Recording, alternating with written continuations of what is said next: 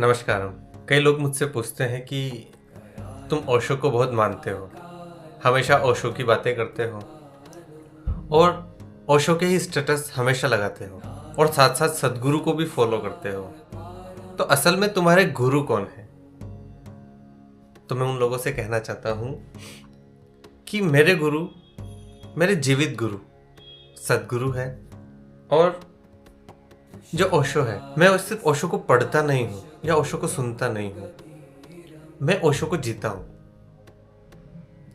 मैंने काफ़ी बार ओशो को पढ़ा है, खूब ओशो को पढ़ा है, खूब ओशो को सुना है।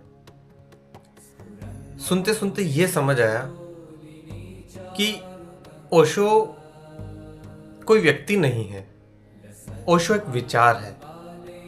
जब आप ओशो को सुनने लगते हैं तब आप उन्हें एक व्यक्ति के रूप में नहीं देख सकते। वो व्यक्ति से ज़्यादा एक विचार के रूप में आपके भीतर समा जाते हैं। तो ओशो और सदगुरु ये कोई अलग नहीं है। हाँ, यूं समझ सकते हैं कि दो शरीर हैं लेकिन चेतना एक है। उन दो शरीरों में चेतना एक ही बह रही है, एक ही आनंद की धारा बह रही है, एक ही प्रेम बह रहा है, एक सी भक्ति, एक सा ज्ञान, सब कुछ एक। तो उन दोनों के भीतर मुझे कोई भेद नजर नहीं आता। मैं जब सदगुरु को सुनता हूं तो लगता है ओशो बोल रहे हैं, जब ओशो को सुनता हूं तो लगता है वो सदगुरु ही बोल रहे हैं। ओशो अब इस शरीर में नहीं है, लेकिन ओशो के विचार सदगुरु के माध्यम से मेरे पास पहुंच रहे हैं।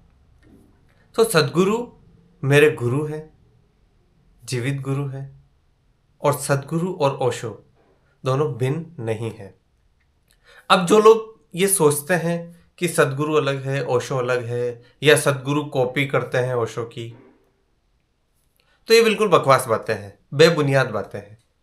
ना तो उन्होंने ओशो को जाना है, ना उन्होंने सदगुरु को पहचाना है। अगर दोनों में से अगर किसी को भी पहचान लिया होता तो वो शायद ये बात नहीं कर रहे होते कि ओशो और सदगुरु अलग हैं। ओशो और सदगुरु एक ही हैं, एक ही विचार है। हाँ, शरीर अलग अलग है, लेकिन इस समय ओशो के बाद जो भी रिलेवेंट गुरु मुझे लगते हैं, जो इतने लोगों तक पहुंच बनाई है, वो सिर्फ सदगुरु है।